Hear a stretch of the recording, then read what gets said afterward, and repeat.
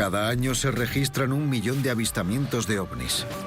Para la mayoría se encuentra una explicación, pero un 5% se queda sin respuesta. Esto es contacto alienígena.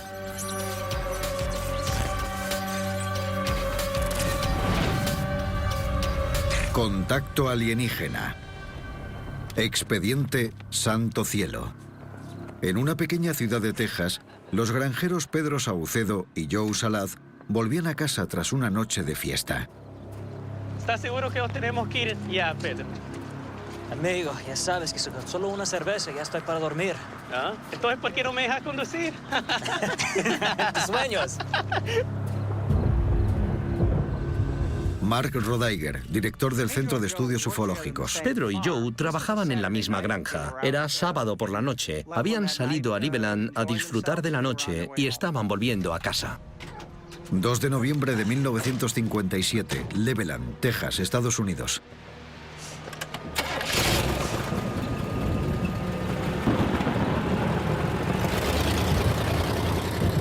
Dr. Kevin Randle, escritor exoficial del Servicio de Inteligencia de las Fuerzas Aéreas. Cleveland, Texas es una ciudad llana, plana como un tablero.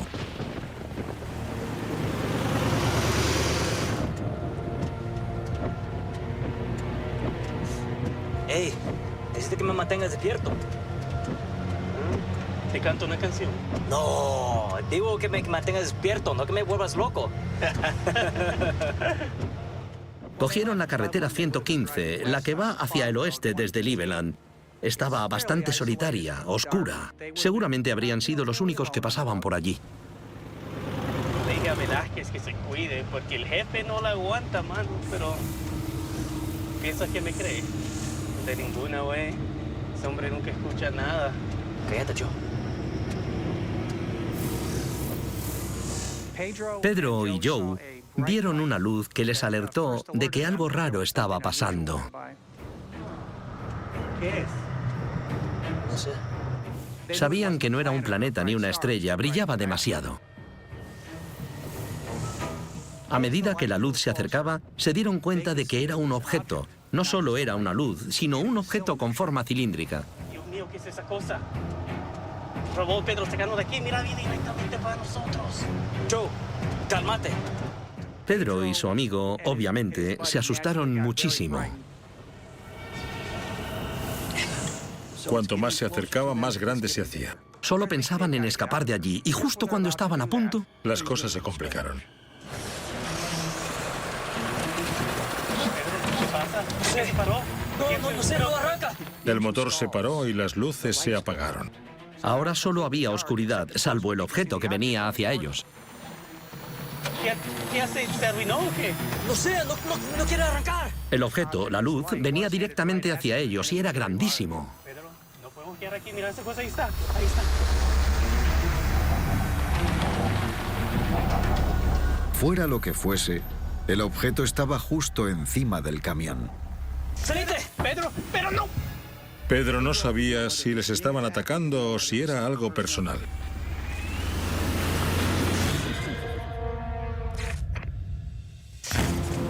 En una oscura carretera de campo de Texas, Pedro Saucedo y Joe Salaz se encuentran de frente con un extraño y brillante objeto que parecía ser el causante de que su camión no arrancara. En las historias de ovnis coincide que a mucha gente le ha pasado lo de tener problemas con los coches. Así que la experiencia de Pedro y Joe es bastante coherente respecto a otros avistamientos. ¡Salite de la amenaza! ¡Joe! ¡Salite! Pedro, pero no. Pedro corría sin parar. Pedro. Pedro se bajó del camión buscando protección. Joe Salaz se quedó sentado, petrificado. No se podía mover. Pero cuando Saucedo creía estar escondido, el objeto le encontró.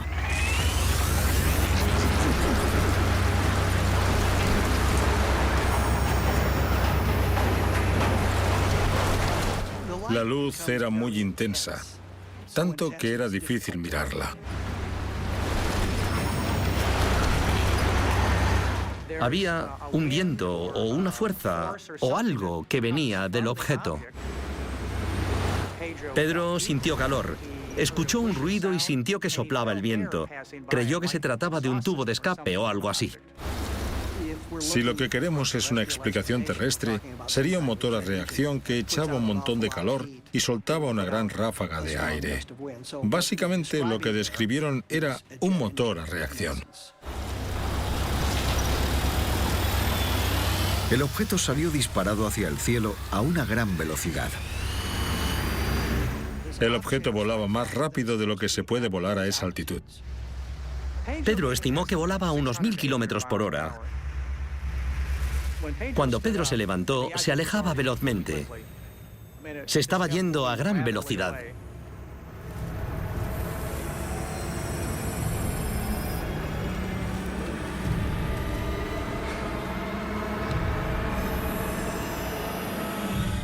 Lo vieron desaparecer en la distancia.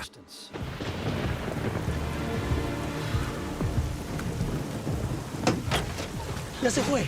Sí. ¿Y qué era esa cosa, mano? No sé. Venite.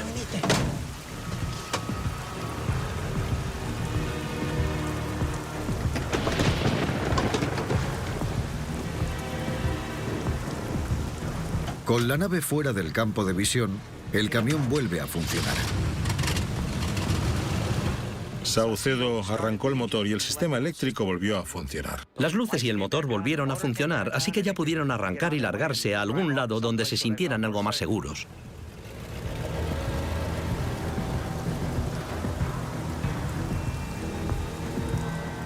Condujeron hasta encontrar el teléfono más cercano en el siguiente pueblo y llamaron al sheriff de Cleveland.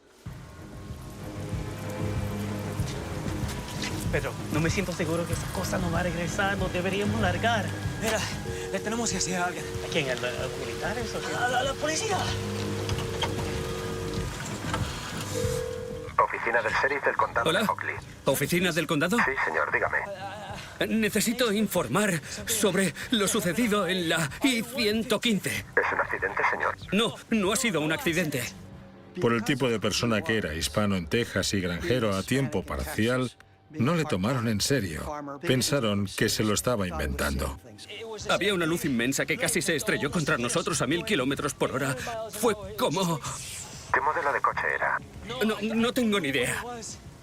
Poco después de la llamada de Pedro y Joe, el sheriff y su adjunto se dieron cuenta de que quizá tendrían que tomárselo en serio, porque esa misma noche recibieron una docena de informes en la oficina del sheriff con versiones similares de coches afectados por ovnis.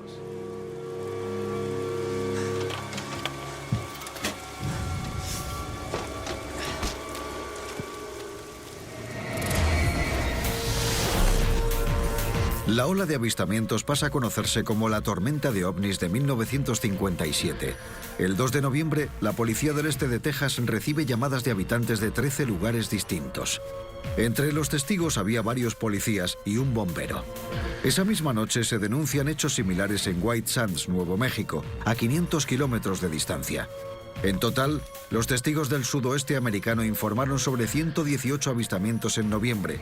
Un tercio de ellos había sufrido interferencias con los coches. Hoy, el avistamiento de Cleveland se considera el primer caso de interferencia con el coche de la docena de informes de 1957. Estaba viendo algo que no podía explicar. No había visto nunca algo así.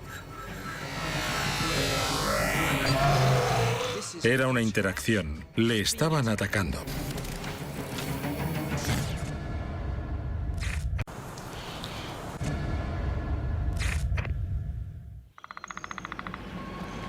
Expediente No Pasar. 9 de noviembre de 1979, Livingston, West Lothian, Escocia.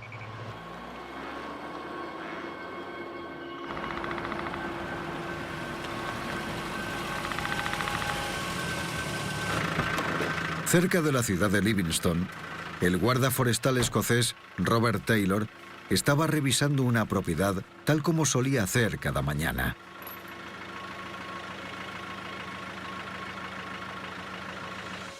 Nick Pope, Departamento de Defensa del Reino Unido.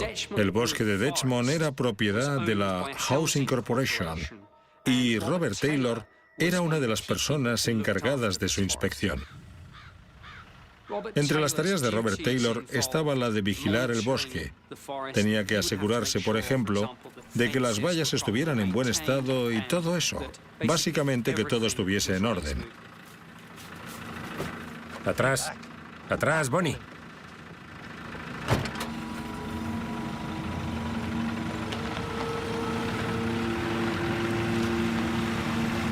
Robert Taylor era un héroe de guerra. Había servido con distinción en la Segunda Guerra Mundial como conductor de tanques. Estuvo presente el día de la evacuación de Dunkerque y también formó parte del día D.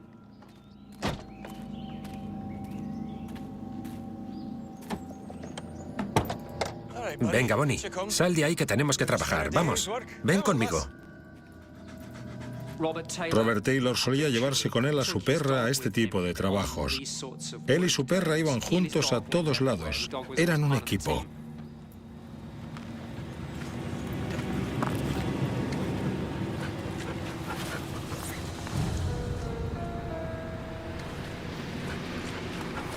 Parece que tenemos intrusos en la propiedad, Bonnie.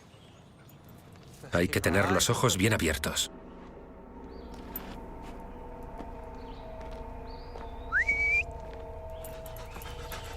Gary Heseltine, agente retirado, policía de transporte británico. Hay que tener en cuenta que se conocía el bosque como la palma de su mano. Era muy cuidadoso y en la comunidad se le respetaba muchísimo.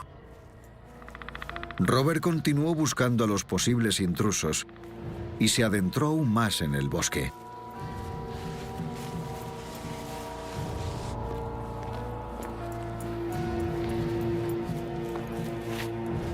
Vamos para allá, venga. Vamos. Se adentró en el bosque unos 800 metros.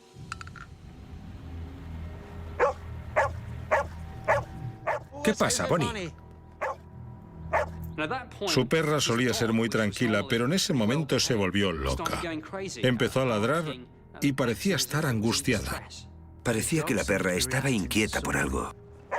Tranquila. ¿Ves algo, Bonnie? ¿Hay algo ahí?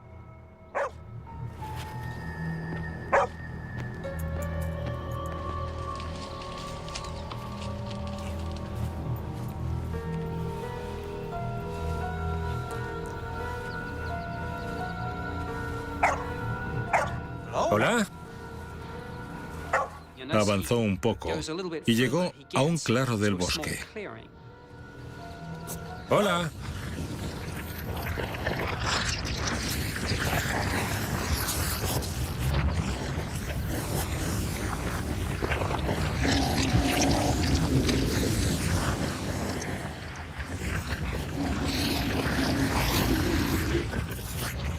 Algo llamó su atención, pero no estaba justo delante de él, estaba al otro lado del claro. Era como si estuviera ahí, pero no estaba. Era como si hubiera algo raro en el aire. Por momentos podía ver los árboles detrás de esa zona, pero a veces parecía que había algo bloqueándole la vista de esos árboles. Podría describirse como un reflejo de aire caliente, como los que se ven en el desierto. De pronto, el objeto borroso, la distorsión desaparece y empieza a verlo con claridad. ¿Pero qué es esto? Era algo que no había visto en su vida. Robert Taylor había encontrado un intruso en el bosque de Dechmond, pero no era un intruso normal y corriente.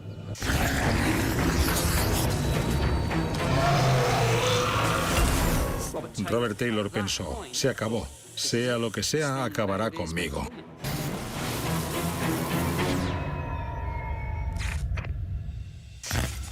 El guarda forestal Robert Taylor se acercó al bosque junto a su perra en busca de un supuesto intruso. ¿Qué pasa, Bonnie? Pero al adentrarse, se tropieza con un extraño objeto esférico. ¿Pero qué es esto? Era un héroe de guerra, un veterano militar. Estaba muy preparado y era muy valiente. No se largó corriendo al verlo, sino que quería verlo de cerca.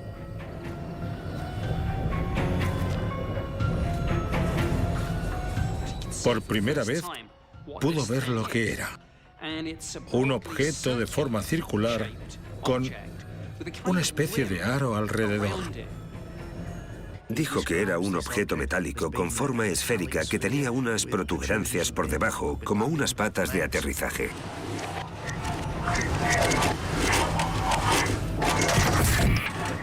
Escuchó un extraño ruido que parecía venir de dentro del objeto. Era un ruido estrepitoso. ¡Quieta, Bonnie, quieta!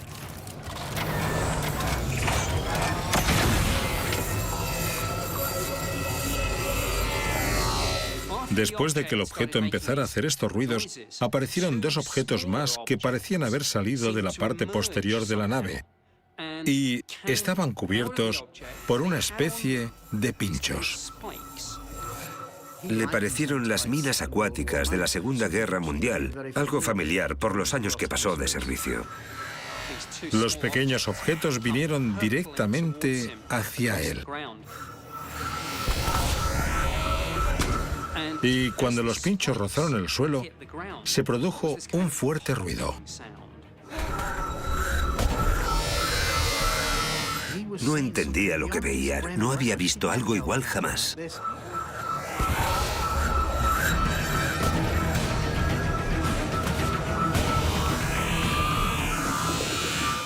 Robert intentó correr, pero los dos pequeños objetos se le engancharon a las piernas y los pinchos habían traspasado los pantalones.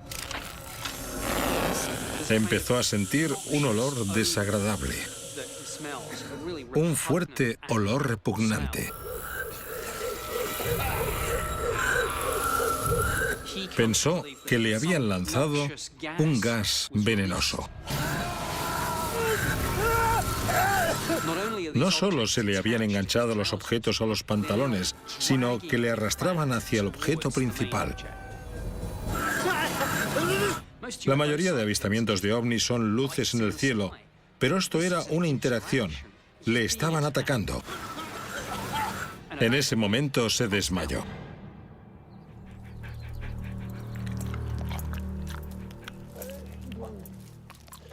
Robert Taylor calculó que había estado inconsciente durante unos 20 minutos.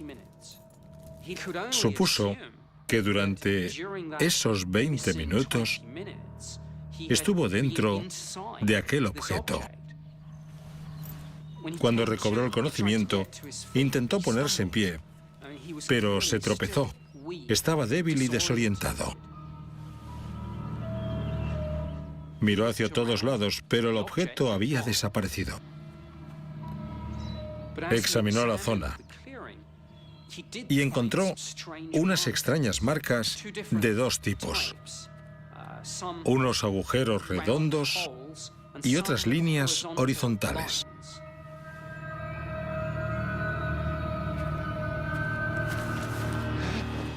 Estaba claro que allí había pasado algo.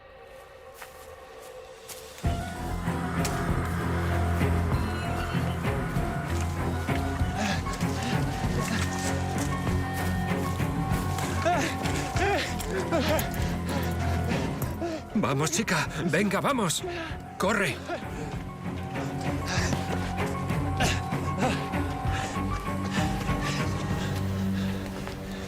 Robert Taylor pensó que lo primero era buscar ayuda. Así que fue a por la radio del coche. Pero se dio cuenta de que no tenía voz. Casi no podía hablar. Robert Taylor supuso que lo de no tener voz era un efecto secundario de aquella sustancia nociva, el gas que le habían echado los objetos que había visto. La extraña historia de Robert Taylor no queda en el olvido. Robert Taylor es un testigo único. Cuenta las cosas según han pasado. Es la clase de persona que te gustaría tener como jurado. No es de esos que se inventan historias.